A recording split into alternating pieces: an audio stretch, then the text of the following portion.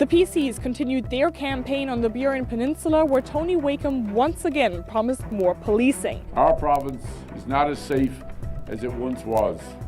That's just ahead. Wednesday was Law and Order Day for the Liberals, and just like the PCs, the Red Team is promising to field more police officers in this province. A re-elected government, on top of all the investments we've made to date, will hire 90 new RNC officers by 2030. I'm Terry Roberts. I'll have that story coming up. This is CBC Here and Now.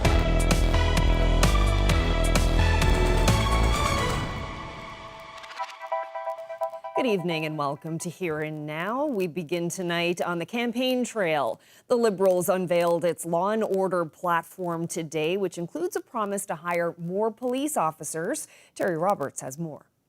Regardless of who forms government next month, expect to see more police officers on the beat.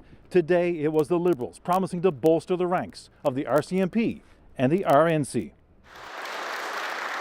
It was a Liberal convention Wednesday morning at Atlantic Place, a few floors down from the busy Provincial Court. A dozen candidates and other supporters surrounding their leader as he pledged $20 million in new law and order investments.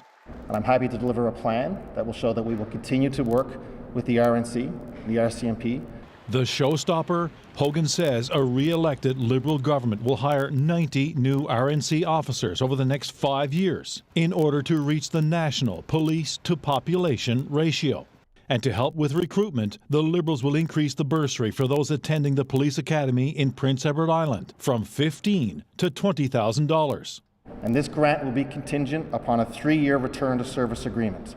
The RNC training pipeline is already a busy one. 17 officers were hired last year, 20 recruits are at the academy, and 16 more will start training in January. And Hogan says he will also reopen the RCMP contract with the federal government. He wants 30 more Mounties in order to better police rural areas, and wants more local recruits to wear the uniform in their home province. So it has been a sense of frustration over the past few years is that even funding that's been provided hasn't been filled with members here in this province. Political leaders of all stripes admit the sense of public safety in the province has eroded because of a rise in crime and drug use, and that's playing out on the campaign trail. Last week, the PCs promised to hire 46 officers as part of a suite of measures, costing $19 million. Our police services are stretched too thin.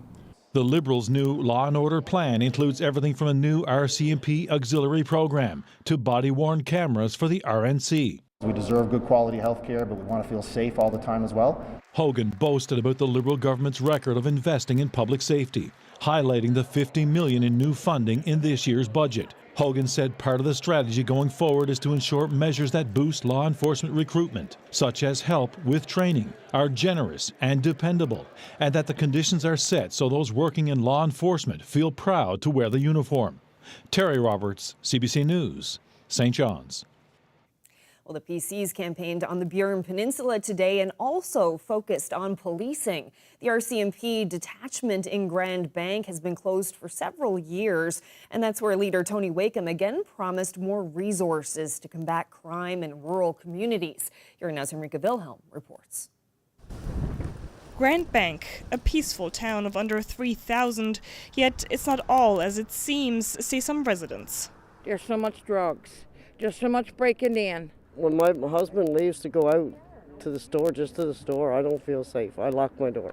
They had come to hear that would change under a PC government, and he delivered. We have a plan in place to make safer communities for all of us. That plan was already announced last week and includes hiring 25 new RCMP officers in rural regions. Wakeham repeated that commitment Wednesday, and he topped it with a promise just for these residents. I will request that 4 of these RCMP officers be stationed right here in Grand Bank and reopen this detachment. But bringing this building back to life is something Wakeham actually can't guarantee. We can't mandate. But he said he would have discussions with the RCMP. For these residents, that's enough, bringing hope that things will go back to the way they once were. When I first moved in here when I was 8 or 15, you would know none of this was on the go. No drugs or no like alcohol like the youngsters are into now and everything. It's disgusting. I was gone away for a good many years, but since I came back, I've noticed so much difference here with hearing about the drugs and people like bullying and not just the kids in school, but the teenagers like that are on these drugs. They're stealing, they're taking gas out of people's cars, they're breaking into homes. And numbers seem to show they're right. According to data from the closest RCMP detachment in Marystown, both property and violent crime have gone up by almost 60% from 2020 to 2024. The local PC candidate says it's one of the main concerns for people in the area, along with healthcare and the cost of living. People are sleeping with bats by their door. And many times, like I said, one time when you had emergency, you could knock on your neighbor's doors, they answer it. Now people are afraid to answer doors. They're keeping the doors locked. The RCMP left this detachment in 2021, quoting the age of the building. During today's announcement, Wakeham said upgrading infrastructure is something he would look at to bring officers back here. Last week, Wakeham also promised new mobile mental health crisis teams, and he said this is one of the regions that could see one, however, without giving any firm assurances. Henrike Wilhelm, CBC News, Grand Bank. Well, the NDP unveiled a new health care plan for the province today. It includes promises to hire 1,000 new health care workers, to implement safe hours legislation, and give frontline staff a stronger voice in decision-making. Party leader Jim Dinn says this plan would cost the province around $25 million a year by the end of the decade. It's one item in his party's costed platform, which he says will be released on Friday.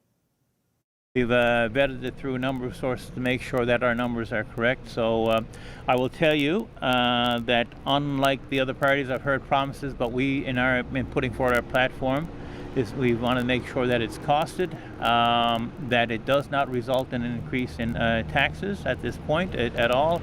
It's based on it's good, solid research. So we've taken a lot of time to put this forward, and we want people of the province to know that that we have the ideas, we're ready to govern, and we're ready to implement practical solutions to deliver that better deal we're promising. Okay, so now let's turn our attention to municipal elections. 2 candidates are vying to be Corner Brook's next mayor, and 15 people are battling for 6 council seats. Here Now's Colleen Connors tells us how the campaign is going. There's change coming in the trees, in the leaves, and here at council chambers. Changes and confusion.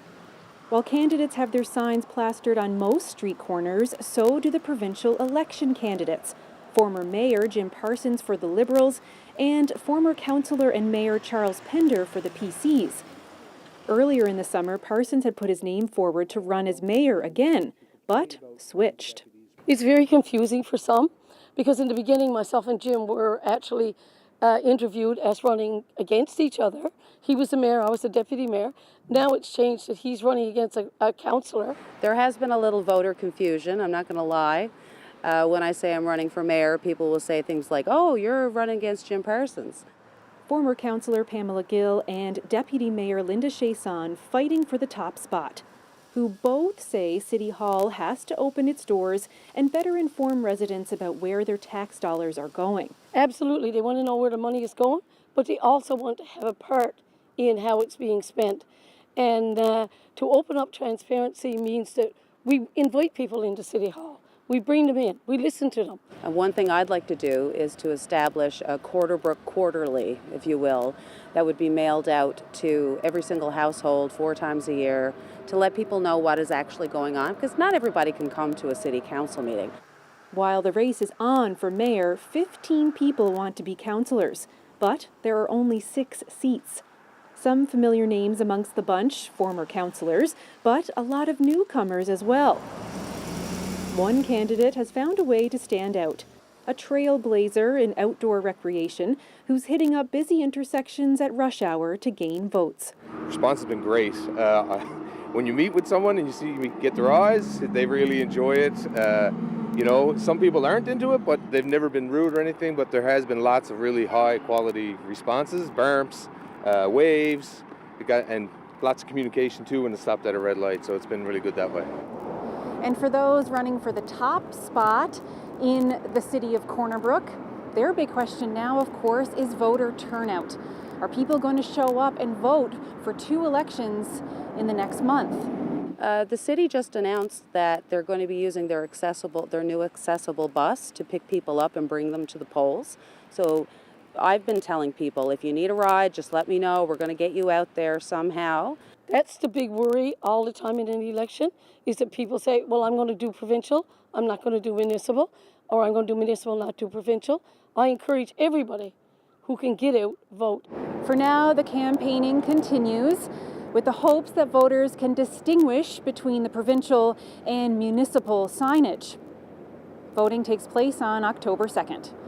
Colleen Connors, CBC News, Corner Brook. Well, now to the Burgeo area, where one person is dead after a collision between a panel van and a commercial dump truck on the Burgeo Highway yesterday. It happened around 9 a.m. The RCMP says the 55-year-old driver of the van was pronounced dead at the scene, and the truck driver was treated for minor injuries on site. The RCMP is continuing its investigation into the collision, and the Provincial Occupational Health and Safety Division is also looking into the incident. And in other news, the province's offshore energy regulator says there was a close call on the Terra Nova FPSO this week. According to the regulator, an engine fan failed during a test of a generator, and this resulted in pieces of a fan being projected into a room where people were working. Luckily, there were no injuries, but the regulator says the incident could have resulted in a fatality. Suncor Energy is now investigating. And 3 people are facing charges following an incident on Bell Island.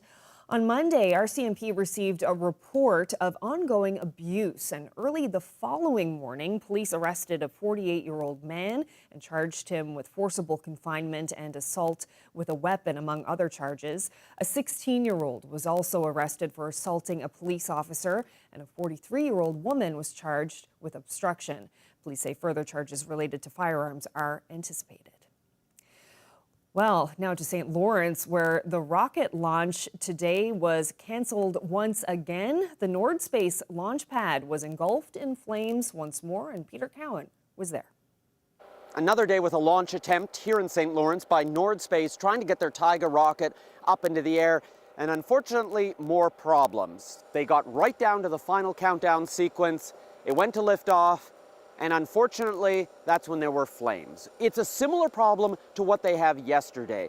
The ratio between the oxygen and the jet fuel that they're using to propel it wasn't quite right. It could be a number of factors, from timing to pressure to temperature, but that extra fuel on the launch pad ignited. The fire crews had to go in, check it out, and fortunately, minimal damage. There were some cables that were burned, for example, but the rocket itself is still in good shape, and the company is optimistic that they're going to try again tomorrow.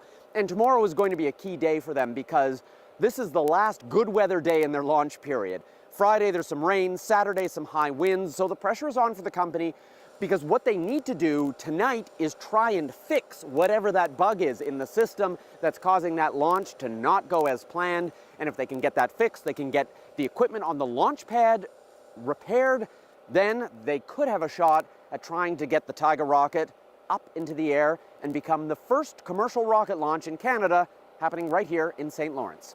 Peter Cowan, CBC News, St. Lawrence. A teenage pilot from Australia has touched down in this province. 15-year-old Byron Waller is trying to become the youngest supported pilot to fly around the globe. He stopped in Happy Valley Goose Bay, and Waller says the view over Lake Melville is beautiful.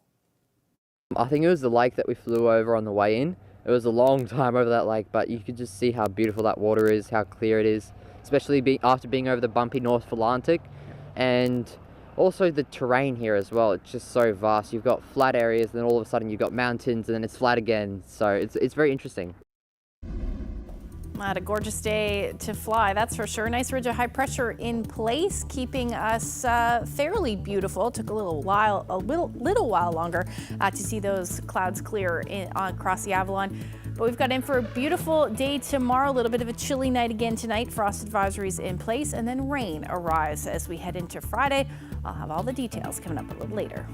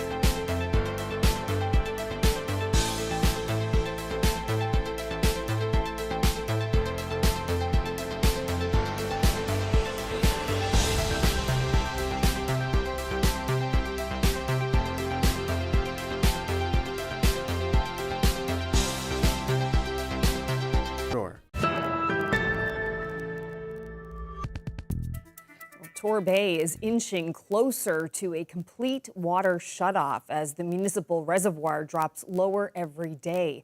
And the town is warning that a state of emergency is possible. Zach Gowdy has more. I don't know. I don't know how much we need. We need like days of rain now to try and help stabilize the water supply and hopefully start to recharge it. Torbay Mayor Craig Scott says the water shortage in his town is getting more desperate by the day. A water ban has been in place here in Torbay since August, covering all non-essential uses of water. And while water usage has declined, it just hasn't been enough to compensate for the lack of rain. And the water level in the pond that is this town's water supply has continued to drop. Just how low it can go before Torbay is forced to declare a full-blown state of emergency is now the question. It's, like I said, it's 40 inches above the intake pipe now. We're losing roughly up to an inch a day, so that's not too many days where we'll be down to that pipe. I'm not sure, and I guess that's the problem that we have. We're not sure of at what level it's going to start to cause problems. So this is the reason why we're really stressing the fact that people need to conserve, and hopefully keep us out of that situation where we have to do that. Many people in Torbay have their own wells for water, but most of the town's buildings, businesses, and schools are connected to the municipal supply. So everyone in Torbay will be affected if the water situation worsens. For now, Mayor Scott says the burden is falling hardest on people whose homes depend on municipal water. One woman told CBC she's been washing her dishes with a single cup of water each day. But the town of Torbay is warning people that the situation is critical and that a complete halt to all water usage is now a possibility. I can't stress it enough. It's so important to do this. We don't want to get into a situation where our water supply stops working and we have to take any kind of drastic measures, that's for sure. Mayor Scott says they're redoubling their efforts to conserve every drop of water at town buildings and schools and other places they can control. And they need people who are already squeezed to do the same in their own homes. Zach Gowdy, CBC News, Torbay. Well, Rio Tinto Iron Ore Company has announced it will be doing some internal restructuring at its Labrador West mine. While that has some staff worried about losing their jobs, the president of the Labrador City Steelworkers Union says he believes the company will cut back in other ways. Usually the first order of business is reining contractors, they're the external workforce, rein them in, capital expenditures after that.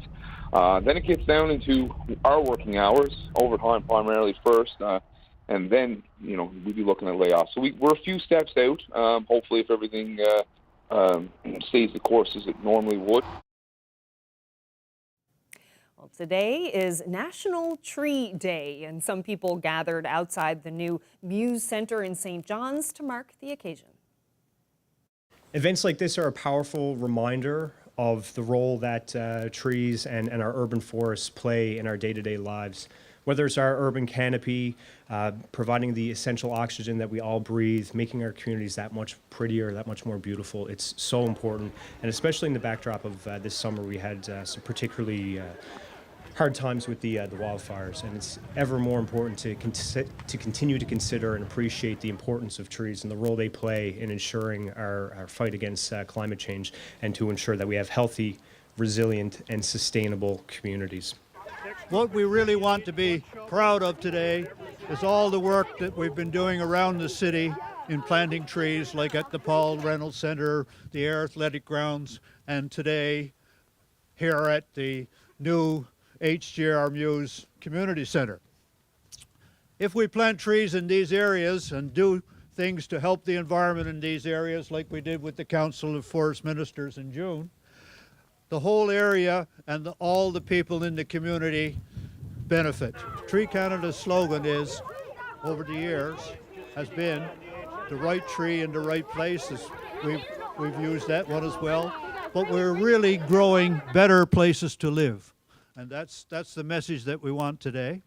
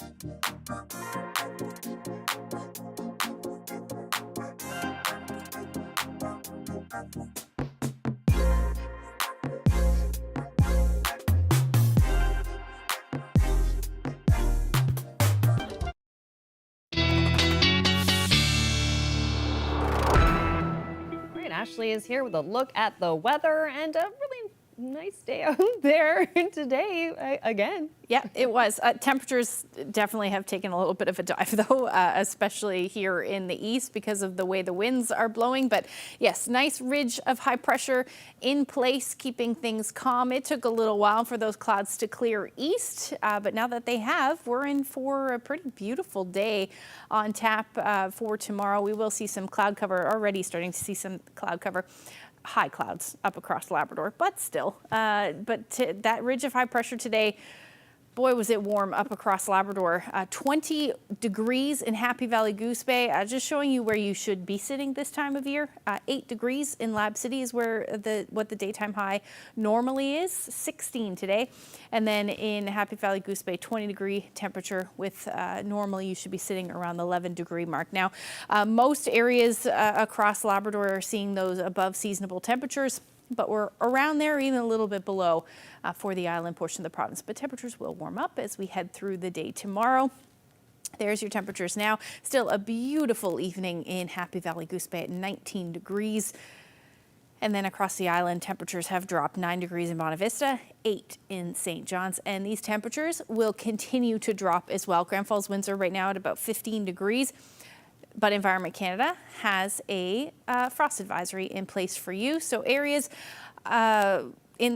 for you anyway, temperatures will drop between 1 to 5 degrees, which means some patchy frost. And really temperatures across the board tonight are going to be fairly chilly.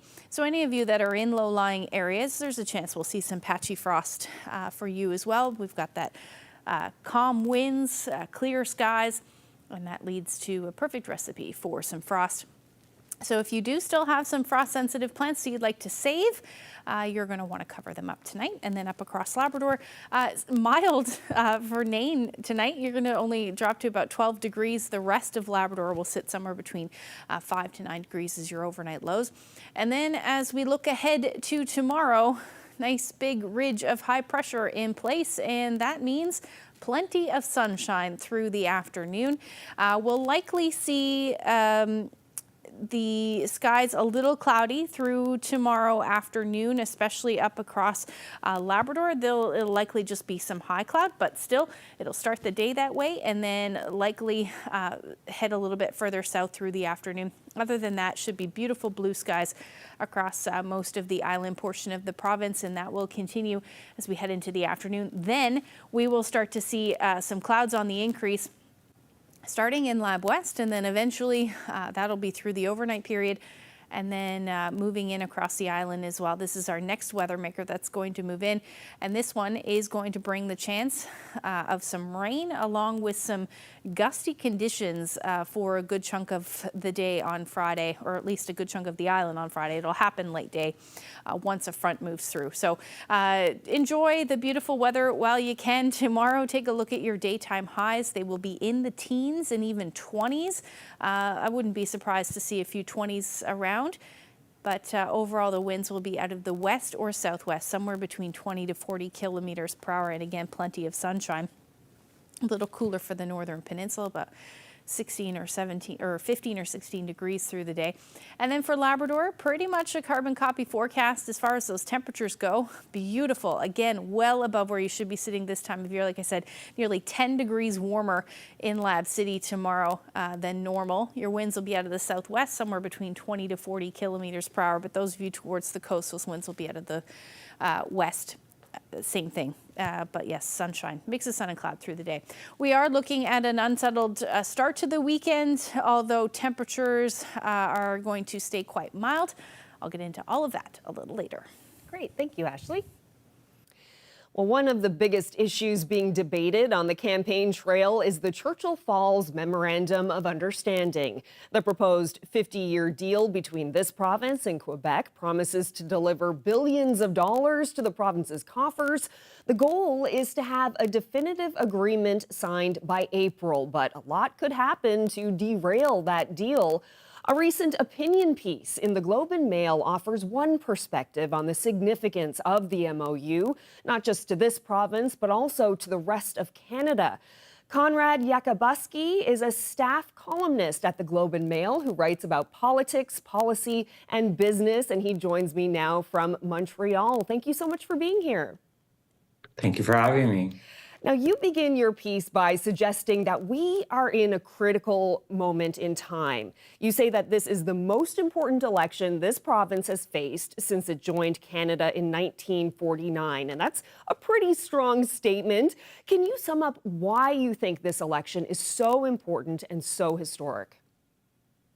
Well, if you go back to the pandemic, when your former Premier, Dwight Ball, was forced to go to Ottawa and ask for help because Newfoundland couldn't borrow on short-term financial markets, had been shut out. So, there's been growing concern about Newfoundland's fiscal situation, and there aren't a lot of options for remedying that situation in the near term. And so one of those options is reopening the original Churchill Falls contract to ensure that Newfoundland can get more funding for the electricity from Churchill Falls before the contract expires in 2041. And that is something Quebec has always refused to do, simply because it believes it has a contract until then, and that that contract has been validated twice by the Supreme Court of Canada. So the MOU does allow for the reopening of that contract, which you must understand was an enormous concession in Quebec. The Parti Québécois, which is leading the polls in Quebec in advance of next year's election, was steadfastly against reopening the contract, and every other Quebec government until François Legault and the CAQ had been against it. So, there is the significant risk that if the MOU does fall through, and this is a choice for Newfoundlanders to make, but if there is a significant risk that if the MOU does fall through, there isn't another option waiting there. This MOU, this is supposed to be done in April, but it could be delayed depending on who's elected here in this province, because the PCs have said that they want to hold a referendum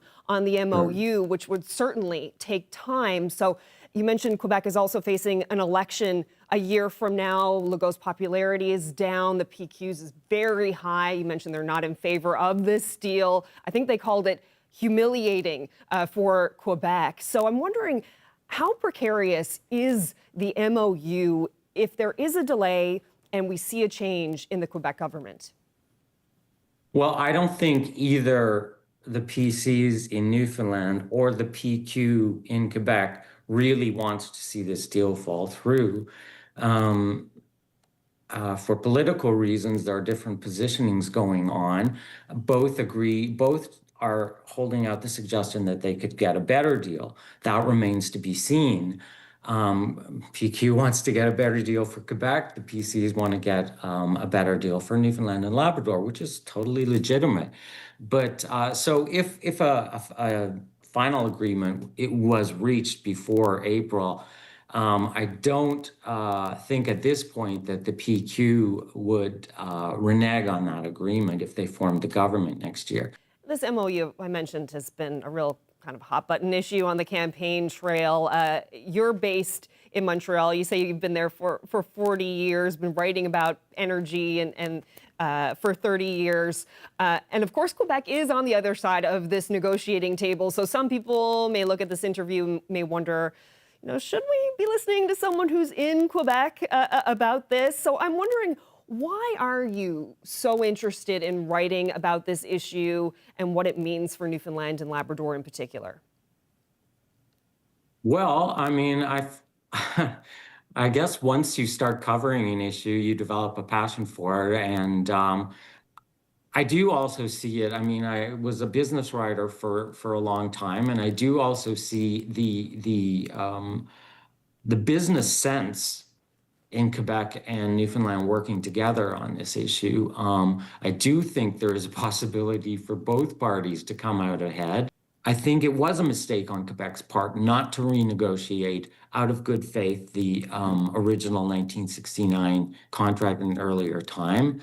But it was politically difficult for any Quebec government to go back on that once it was signed. So I think that agreement created a lot of ill will.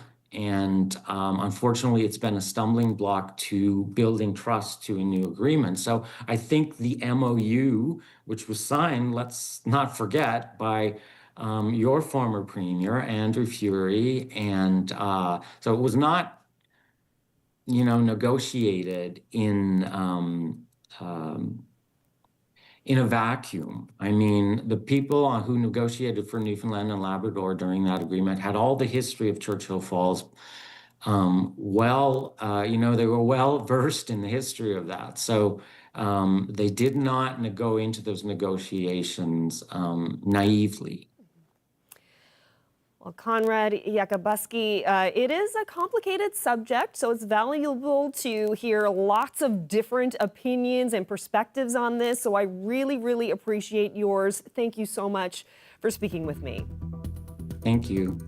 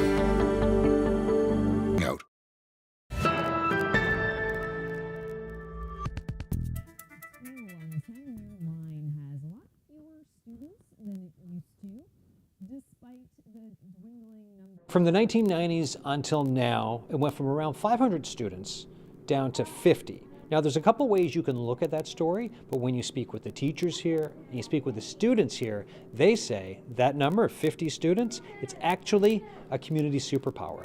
There's definitely a strong community here. Yeah. It's being, the children come from, it's very far. Like it's, some kids are on the bus over a half hour to get here. Yeah. So, when we all come together here, it's such a small number that the parents are heavily involved. We have a lot of parents on our school council. We talk a lot outside school, and we're really trying to work on including more of the community. Where it is an older population in all the surrounding communities, we're trying really hard to bring, because most of them don't have children in school right now. Yeah. So we're trying to find a way to build the community here and bring our community from outside in here as well. Whether it be we're doing recycling or whether it be at concerts and things that we have, we're really trying to get out into the community and promote coming on up, spend some time. And we've been doing some planning already of things that we might be able to work on that would include bringing some of the older members of the community to spend more time here. When I came here 28 years ago, there was approximately 450 students, and we now have less than 50. So it's a big change. What's that been like, watching that over the years? It's been kind of sad, actually. You see this whole community, because the enrollment's decreasing, it also means that the community population is decreasing. So you see the communities getting smaller and smaller, or you see the communities getting older. Yeah. But thankfully there are more young families moving into the area, and we are seeing that in our general enrollment. It was certainly different going from a really big school to getting to know everybody within the first week and knowing all the teachers' names right away, and just getting to know everybody in the school pretty much within the same week I got here.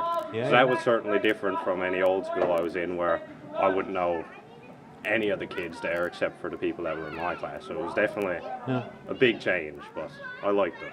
Meanwhile, after speaking with teachers and students here, we've heard that there have been families moving into the area, and the hope is that the numbers will stabilize and maybe even grow into the future. Adam Walsh, CBC News, St. Catharines Academy. Homeowners in St. John's use less energy. It's called the Shift Program, and it's a partnership between the City of St. John's and a nonprofit group called EcoNext. The program offers free guidance to people to make homes more energy efficient. It's a retrofit program. There's sort of 6 stages to the program. So number 1 would be booking an appointment with us, then an energy audit. Then we discuss the EnerGuide report that comes after that, and then we discuss. We help find contractors, and then we discuss financial options, and then there's a post-energy audit of the home.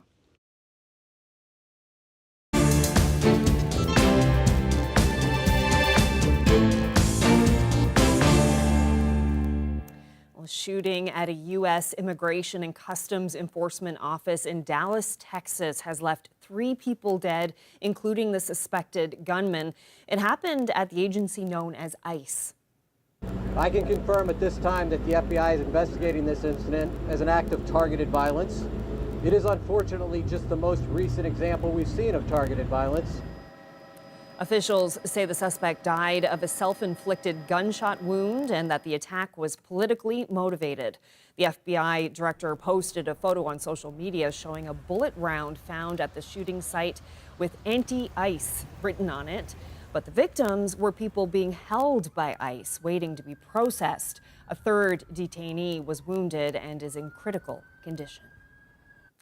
Some frightening video to show you now of a massive sinkhole opening up outside a major hospital in central Bangkok.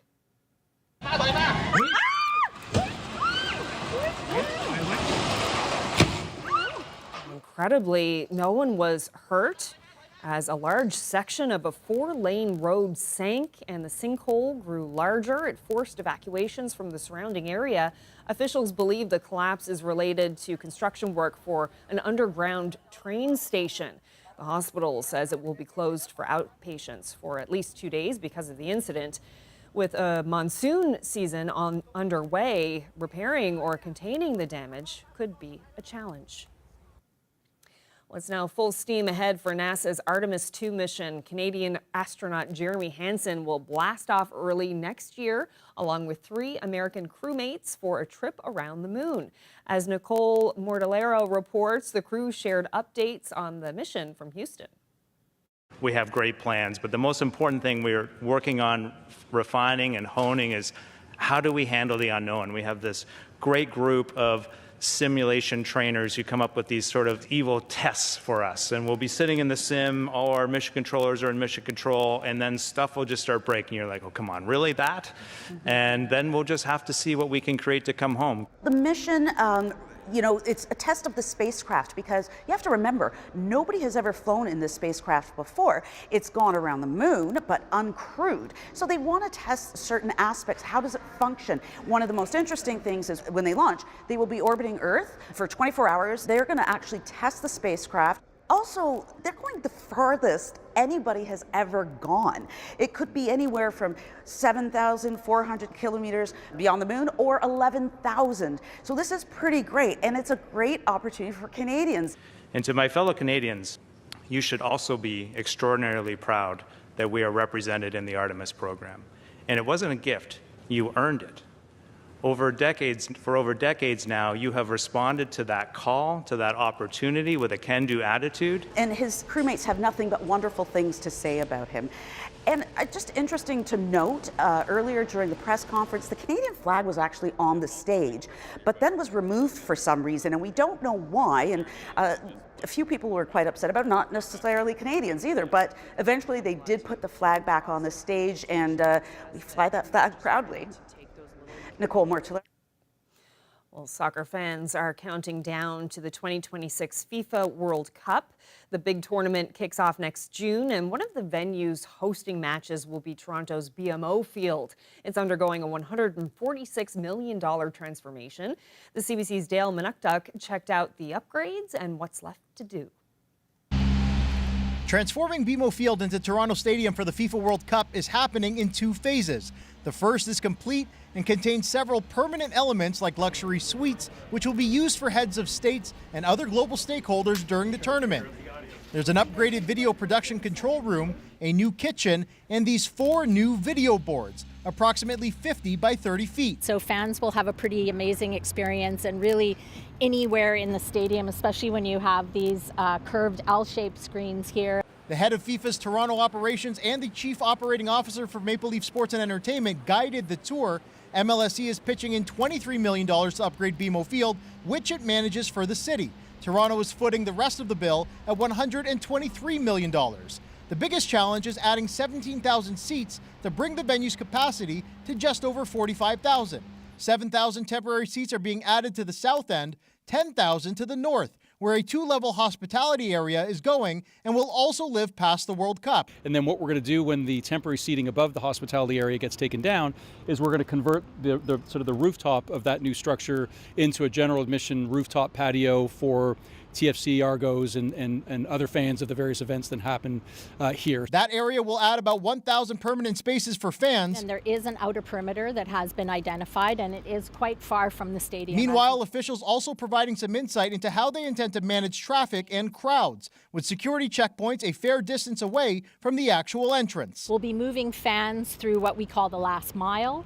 That will be animated and have activations that will make it interesting and hopefully fun to be part of that sort of chain and pathway to get into the stadium itself. The mobility plan is still being finalized and will be largely dependent on what time matches will be played. There will be transportation hubs for both GO service and increased TTC streetcar service. There will be very limited parking. Work on Phase 2 will begin shortly after the Women's Northern Super League plays its championship match on November 17th. Officials say everything is on time and on budget so far. We have to hand the stadium over to FIFA 30 days before the first match, so May 12th, 2026. So between now and then, there's a lot of work to do, obviously. The Canadian men will play their first ever World Cup match on home soil on June 12th. Dale Manuktuk, CBC News, Toronto.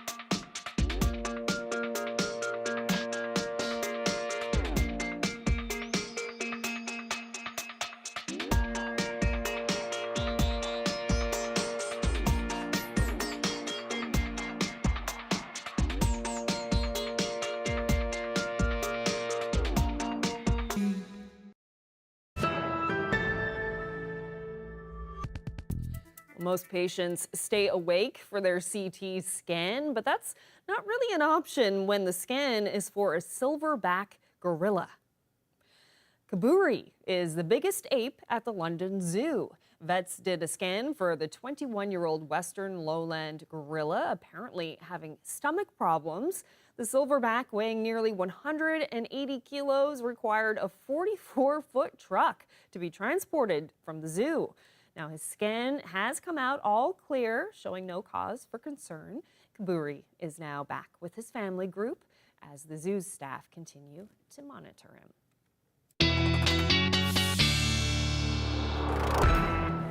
Glad Kaburi is okay. That looked like quite the ordeal for that gorilla. It's very strange to see a gorilla lying there with all those wires hooked up to him. And, totally is. That's good. Glad he's okay. Right. Yes. So let's talk about the long-range forecast and how things are looking as we progress throughout the week. It's looking pretty quiet and fairly nice. Yeah, at least for the next day or so, but things are going to change, turn a corner as we head through Friday, as we see our next weather system move in. So let's take a look at what's going on until we get there. So Thursday evening, things will be nice. By the time we get to overnight and early Friday morning, that is when we will start to see some rain, mainly in Lab West to start. The southwestern corner of the island will start to see some of those showers as well. And then as we go through the day, all of us will be seeing some rain at some point, along with, which could be heavy at times, along with some wind. That will move through by the time we get into Friday evening as this front moves through. But yeah, temperature-wise, still staying relatively mild into the mid to upper teens for most, but we will see a drop in temperature in Lab City, only about 10 degrees for your Friday. The rest of Labrador will sit between 13 and about 18 degrees as your daytime highs. Like I said, it is going to come with some wind, particularly in the afternoon and evening, and mainly east, where we will see those winds gusting Friday night somewhere between maybe 60 to even 80 kilometers per hour. The highest should be in exposed areas, but certainly going to see those southerly winds quite gusty through the evening. That will move through fairly quickly, and in behind that front, things will calm down as we get into Saturday morning with those winds relatively light, only about 20 to 40 kilometers per hour to start the day on Saturday. It will be a little bit unsettled, though, to start the day. Still looking at some shower chances, but some mix of sun and cloud in there as well. The weather will improve as we head into the afternoon, but up across Labrador, you're going to continue to see some unsettled conditions, cloud cover along with some rain through the afternoon. And temperatures are going to be a little cooler as well, only single digits for Lab City at about 8 degrees. The rest of Labrador will sit between 10 and 12 degrees through the day, and we will see that drop in temperatures, particularly Lab West, the western portion of the island, 12 degrees for those of you in Corner Brook, but temperatures are going to stay a little warmer, only about 16 to 18 degrees for the rest of the island. The long-range forecast through the weekend at this point looks fairly decent. It does keep changing, but we will see some rain potentially to start the week next week. And then for central and western Newfoundland, pretty much the same thing. Temperatures after Saturday improving into the teens with your overnight low still sitting in the single digits. And then for eastern Labrador, you were looking at a fairly nice day on Sunday, bookended there by some rain with a temperature around 12 to 13 degrees, and then a little bit of a roller coaster for western Labrador. Single digits, teens, back down to the single digits. Our weather photo of the day taken in central Burnside, actually, on the road to Burnside anyway, on the Eastport Peninsula. Beautiful fall photo there. You can certainly feel it. Bill, thank you for that. If you have any weather photos that you'd like to share with us, we'd love to see them. nlphotos@cbc.ca. Just saturated with color, that one. Great shot, Bill. Thank you so much for sending that in. And yeah, lots of beautiful photos, and everything is changing. With these cool nights, we should really start to see those colors pop. So send your photos in. Yeah, good warning about the frost, yes, too. Yes, and frost. Yeah, it's that time, I guess. Plants certainly are liking it. Yes. Okay, well, that's it for us. Thank you so much for spending part of your evening with us. Good night.